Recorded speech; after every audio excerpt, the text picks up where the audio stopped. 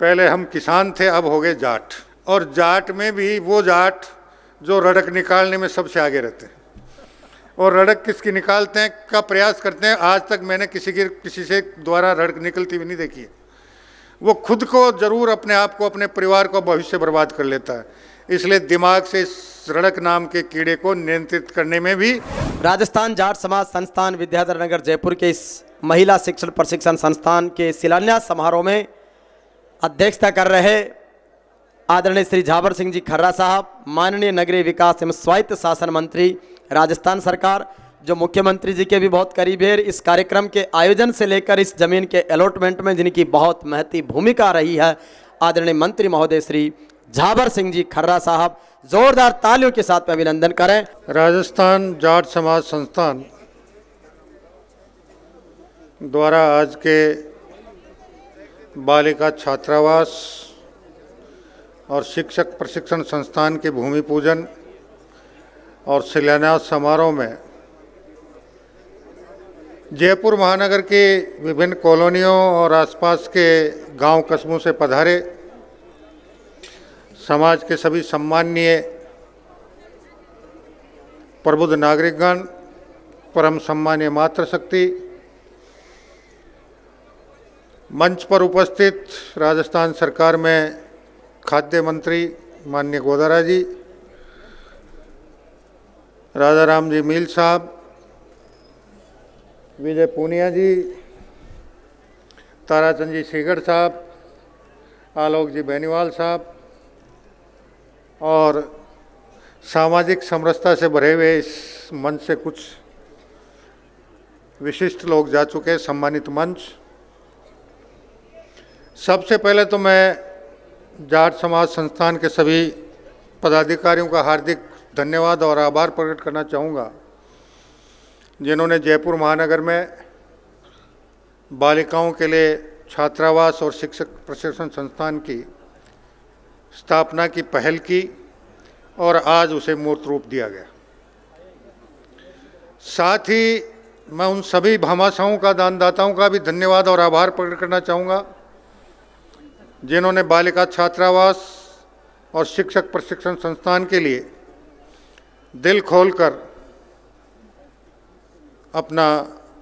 कड़ी मेहनत की कमाई का हिस्सा इस पुनीत कार्य के निमित्त प्रदान किया। और विशेष रूप से मैं एक भामाशाह पोदार जी का धन्यवाद ज्ञापित करना चाहूँगा, जिन्होंने जाट समाज की इस बालिका छात्रावास और शिक्षक प्रशिक्षण संस्थान के लिए दिल खोलकर अपनी मेहनत की कमाई का कुछ हिस्सा इस संस्थान के लिए प्रदान किया। ये एक बहुत सही बात है कि जिस समाज में सद शिक्षा और सद संस्कार दो चीज़ों का समावेश हो जाता है, उस समाज को उन्नति और प्रगति करने से दुनिया की कोई ताकत नहीं रोक पाती। अकेली शिक्षा काम नहीं करती जब तक उसमें सद शिक्षा नहीं हो, अकेली शिक्षा काम नहीं करती जब तक उसमें सद संस्कार नहीं हो। और मैं ये बात इसलिए कह रहा हूं, आप विश्व परिदृश्य पे गंभीरता से नजर डालेंगे तो मानवता के लिए संकट खड़े करने वाले लोग या तो वो थे जिन्होंने मदरसे या प्राइमरी स्कूल में 10 साल तक जाते रहे लेकिन 5वीं क्लास पास नहीं कर पाए, या वो लोग थे जिन्होंने दुनिया की सर्वोच्च डिग्रियां हासिल की लेकिन वो सद शिक्षा और सद संस्कार नहीं ले पाए। और अमेरिका के ट्विन टावर पर जिस शख्स ने हमले का षड्यंत्र रचा,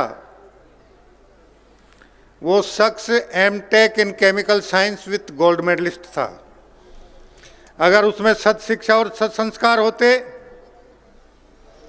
तो अपनी शिक्षा का सदुपयोग मानव समाज के हित में कर सकता था, लेकिन चूंकि वो ना सद शिक्षित था ना सत्संस्कारित था, और इसलिए उसने अपनी शिक्षा का दुरुपयोग मानवता को नष्ट भ्रष्ट करने के लिए किया। और इसी प्रकार भारत का पहला बम्बई का जो अपराधी बना, वो मदरसे में 8 साल गया लेकिन 5वीं जमात पास नहीं कर पाया, पोर्ट पे पलदारी की और हाजी मस्तान के नाम से पूरी बॉम्बे को अपनी अंगुली पे नचाता रहा। इसलिए मैं आज के इस अवसर पर एक ही निवेदन करना चाहूँगा, विशेष रूप से मातृशक्ति से। वैज्ञानिक शोध भी इस बात को प्रमाणित कर चुके हैं और हमारा पौराणिक इतिहास भी ये कहता है कि बच्चा माता के पेट से लेकर जन्म के शुरुआती 5 साल में उसकी माता के जिस प्रकार के आचार विचार होते हैं,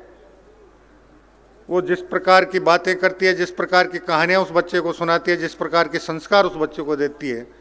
वो सद संस्कार उस पर जीवन पर्यंत सदैव हावी रहते हैं। और कभी गलती से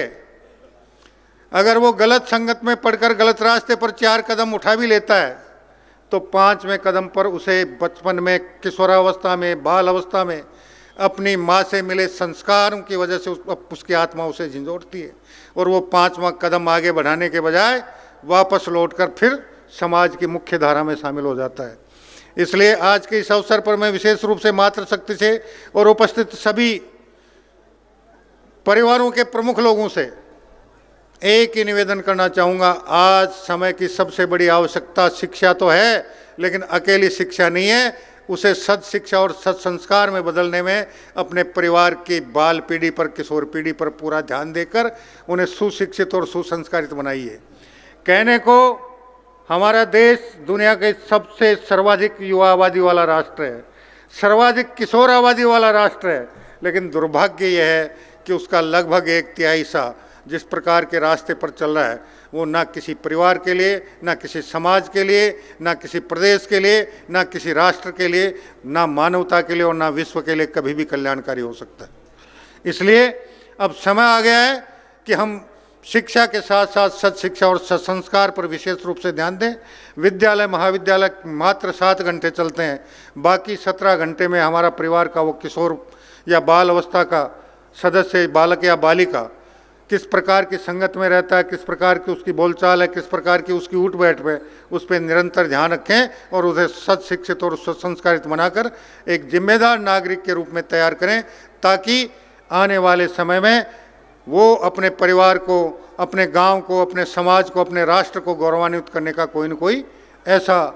कीर्तिमान स्थापित करे जिस पर आपको और हम सबको गर्व करने का अवसर प्राप्त हो सके। और मैं उम्मीद करूंगा कि आप निश्चित रूप से इस ओर ध्यान देंगे। और दूसरा, अब चूंकि समाज का काम है, कुछ दूसरे समाज के लोग भी हैं, मेरा एक निवेदन और है। पहले हम किसान थे, अब हो गए जाट, और जाट में भी वो जाट जो रड़क निकालने में सबसे आगे रहते हैं। और रड़क किसकी निकालते हैं का प्रयास करते हैं, आज तक मैंने किसी से द्वारा रड़क निकलती भी नहीं देखी है। वो खुद को जरूर, अपने आप को, अपने परिवार को, भविष्य बर्बाद कर लेता है। इसलिए दिमाग से इस रड़क नाम के कीड़े को नियंत्रित करने में भी आप यथासंभव जितना सफलता प्राप्त कर सकते हैं सफलता प्राप्त करें। आप, हमारा समाज दुनिया का वो समाज है जो विपरीत मौसमी परिस्थितियों में भी कड़ी मेहनत करता है, चाहे वो किसान के रूप में करे, चाहे मजदूर के रूप में करे। लेकिन दुर्भाग्य यह है कि हम हमारी कमाई का सदकार्यों में बहुत कम उपयोग कर पाते हैं। जरा सा भगवान ने इच्छा थी खेत में 100 मन अनाज हो जाए, भगवान खुश होकर 125 मन दे देता है, तो वो 25 मन हमारे पच नहीं पाता है। उस 25 मन को हम किसी की रड़क निकालने में खर्च बर्बाद करते हैं और उस 25 मन के साथ 100 मन की जो उम्मीद की थी उसमें से भी 50 मन और बर्बाद कर देते हैं। तो मेरा हाथ जोड़कर 2 ही निवेदन है, एक तो इस रड़क नाम के कीड़े को नियंत्रित रखें, और एक केवल शिक्षा पर बात नहीं करें, सद शिक्षा और सद संस्कार पर बात करें। जब तक हम हमारी आने वाली पीढ़ियों को सद शिक्षित और संस्कारित नहीं बना पाएंगे, तब तक हमारे समाज के उन महान विभूतियों को जहाँ हम नमन करते हैं, रोज याद करते हैं। आप चाहे तेजाजी को याद कर लें, तेजाजी महाराज याद करें, धन्ना भगत को याद करें, कर्माबाई को याद करें, सर छोटू राम को याद करें, सेठ छाजूलाल जी को याद करें, चौधरी चरण सिंह जी को याद करें, जिस किसी शख्सियत को याद करना चाहें, लेकिन उन सब में जो सबसे बड़ा गुण था वो यही था कि वो सद शिक्षित और सद संस्कारित थे, और इसीलिए वो अंतिम छोर तक के समाज के साथ साथ बाकी समाजों के बारे में भी सकारात्मक चिंतन और मनन किया करते थे, और इसीलिए वो महान बने थे। और हमें भी